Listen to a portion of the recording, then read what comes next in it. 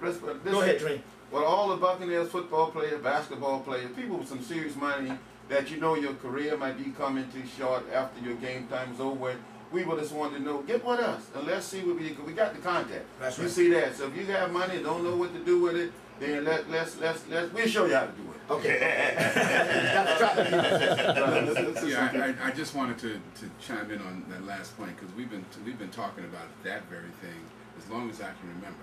There have been black athletes who had a lot of money in their pockets for decades. That's right. But have not had the consciousness to know what to do with that money. That's right. And that is critical. So, like you said, we have lots of black folk out there who are professional athletes, musicians, but they need the consciousness to connect themselves to the continent. That's right. That's not only an opportunity for them, but it's an obligation by their birth heritage. Well, that is great. Come on, this is the best friend of Dr. Barack Obama. Come on in there, brother. Yes, thank you very much. My name is tell us your name. My name is Apudo, Charles Apudo.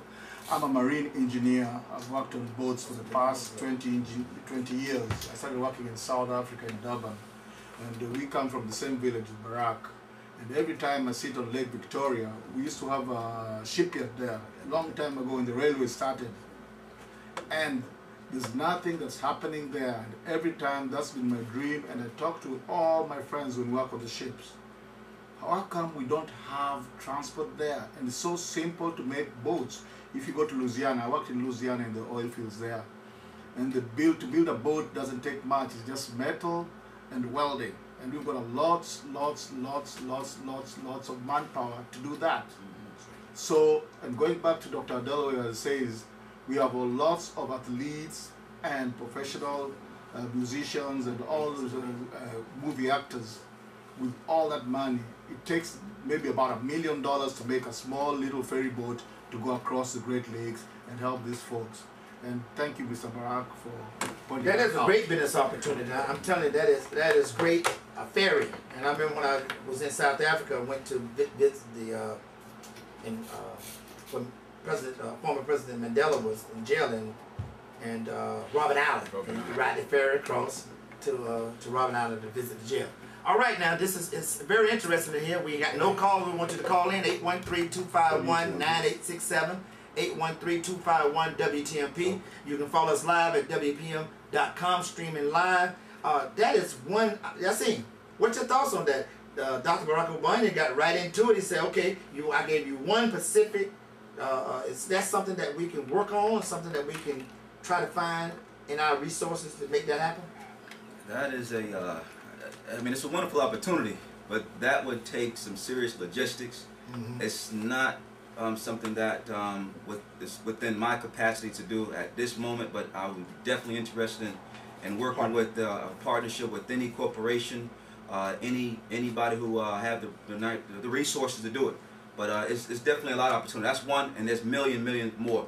I mean, if there's other companies and other nationalities people there right now. You got, like the brother mentioned earlier, there's the Chinese that are there. You got the Western countries that are there. You got multinational companies that are there.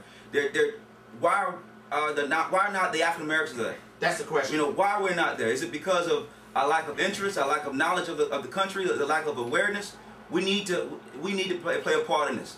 We need to play a part in this. We need to get involved. And tell me, I'm gonna come to you, Dr. Barack. Tell me, Yassine, what kind of opportunities you've seen with global business integration? What kind of things have you seen that you're involved in, what your business is involved in right now? A lot of the countries need resources such as computers, GSM cell phones, clothes. These are the items that we're exporting from out of the United States into the country. And then they have products that are leaving out of Africa, coming into the United States and going abroad. The natural resources, fish, can be transported and be imported to other countries. Look what happened right now in Japan, where Japan right now, they've been hit by that tsunami. They need natural resources. They're getting it from Africa. You got companies that are shipping those natural resources from out of Africa, West Africa, East Africa, Central Africa, and then taking it to Japan and taking it abroad. So we got to get involved. I mean, this is a global market. It's a globalization, and we cannot sit on the sideline this time. All right, he's exactly right. We got the entrepreneurs. It's time to get involved. It's time to start taking advantage of these economic opportunities. Dr. Barack Obama, let me come back to you. I want to talk to you now about what kind of technology that you see, that technical knowledge that we can to your country, where in your village, where you talk about running for governor at, what kind of technical knowledge they need there in terms of technology? There's a lot. I mean, it's just varied from what you want to do and what you want to start with. Let me talk, for example, about medical technology. All right. Medical Let's technology. do that. I believe you've seen that most of African leaders, when they get very sick, they end up where? In France, Germany, United States. There's a model that has been created in India, whereby some people here in the United States went and created a fantastic hospital, top of the line hospital in India. Okay, and not only are the executives in India going to that hospital instead of coming to the United States and Germany, even Americans are going to that hospital because it's cheaper. It's extremely cheap, and they have coupled it with tourism. So if we can take technology, medical technology, into Kisumu, the Lake Victoria region where I come from, which has a lot of tourism resorts, and make it a world-class hospital, most of these leaders will not come here. And besides, it will be very cheap for other people coming from here, and will link it with tourism. So and then because we will be, the service we will be paying for will not be very expensive, we can provide a world standard service at a very, very cheap price. This is lacking. Right now, if you have to go for a scan, a CAT scan, most of the Africans have to come to the United States for that. Yeah. So if you're poor, you can't afford to come, so that's just the way that is. That's the way it is. All right, when I was in Africa, and which was deplorable, was that we went to the hospital to visit someone. In the hospital itself, to be honest with you, this is the truth. We had in America, our MS, the emergency vehicle that comes, you know, your house or accident, they have more equipment in that than I seen in the hospital. Only thing they can do in the hospital really is do little small things because they don't have, you know, the equipment. Could you imagine that? That this not being dramatic, this being truthful. One MSP, the trucks that ride the road that you have accidents, got so much equipment in it to handle emergency needs. Could you imagine a hospital have less than that? Yeah, I think we take some of that. We take a lot of this for granted. In the mic, right? So we take a lot of this for granted in my travels and the work that I've done. In many instances, like I was in Luanda, for instance, there were no ambulances at all. There was no 911 system. We get used to pick up the telephone, dial 911, somebody answers and sends you an ambulance. That isn't the case every place in the world, and that's a basic element of building infrastructure, as I was mentioning before, that needs to happen so that in Uganda, we're doing a project on maternal mortality or women who die during childbirth. And one of the things that we found out that in some of the smaller villages, you had to take your wife who was about to deliver, put her on a bicycle and walk her several miles to a clinic so that she can get medical service. So there's a tremendous amount of basic infrastructure work in health and human services that Africa needs that we could certainly help. And that's how we can start working together and bridge the gap between that disconnect because we're not working there. Let's go to the phone lines. Welcome to Honest Opinion, keeping it real, making it happen. What say you, caller? Good morning. Good morning. And Assalamu alaikum to my two little favorite brothers, Charles and Brother Akeem the Street. And Akeem's presentation of this morning's show was the disconnect between Black African Americans and Africans abroad from the motherland. My favorite brother, the Dream gave it at the answer in his presentation. I'd like to reiterate what he said. Because what we think control what we do. And more often times, what we do influence or control what others do for us. It's all about what we think. If you ain't thinking black or you ain't thinking Africa, you ain't going to do it. The problem's not that hard. Like King said, and he used the word think. Y'all been using it all morning on this show between all your high doctors and school professors. It's all about one word, think. Before y'all came to the show this morning, you were thinking about what you're going to wear.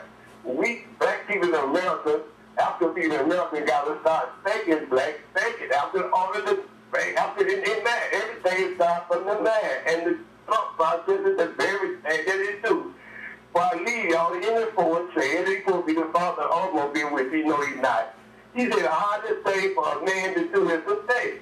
That's what our people, the Americans, do. They don't think, they let other people think for them. Thanks for letting me share on your beautiful show this morning.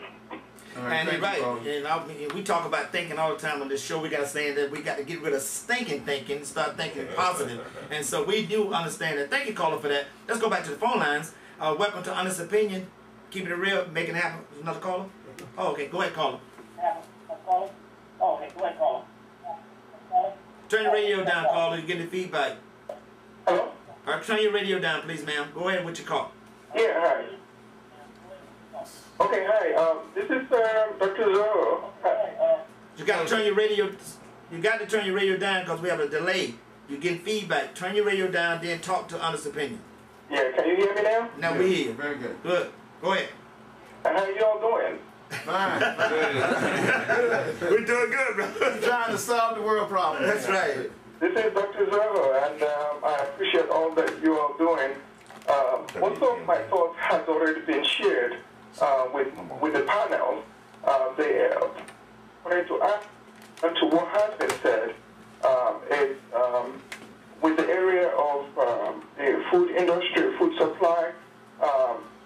Like you all said, most of the services that are offered in Africa are offered from European and Asian countries. So if there is a way that, especially the black elites here, professionals could try and integrate whatever they have here with Africa, that would really help a lot.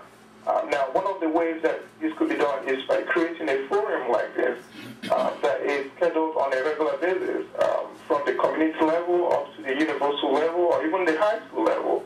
Let them all come together and talk because, as I believe, knowledge is power. What you don't know can kill you or can even, what you know can make you successful.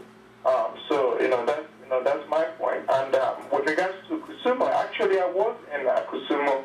I'm originally from Nigeria, but when I was in college, there is a physician who was helped by a friend of his, Dr. Bonyo is the name, and he set up a Share Kenya medical mission to Kenya. Even though I'm not from Kenya, I have the interest of Africa as a whole, and I volunteered to be among the medical students that were scheduled to go on this medical mission. So if we all can do it together, it's not just African Americans and Africans, it should also be among Africans themselves here in the United States so that they can come together and see how they can bring the African American brothers to help out in their motherland. That will really be helpful. There is a lot, but it all starts with coming together, this forum like this, and having this powerful knowledge. All right, thank you, caller. That's Dr. Yazuhu. He opened up a clinic. He got Medical Doctors Clinic over there on 26th Street and 15th Avenue South in St. Petersburg. One of my clients that just put the alarm system and camera system there. That's the connect we talk about. And I actually ran up on him. I said, who opened up a clinic in the heart of South St. Petersburg in the hood? And it was one of our African brothers, and very sharp brother too. Thank you for the call. Let's go now. We're going to continue. We got another call? Yeah. Okay then, let's go back to the phone lines ring. Welcome to Honest Opinion, keeping it real, making it happen. What say you, caller?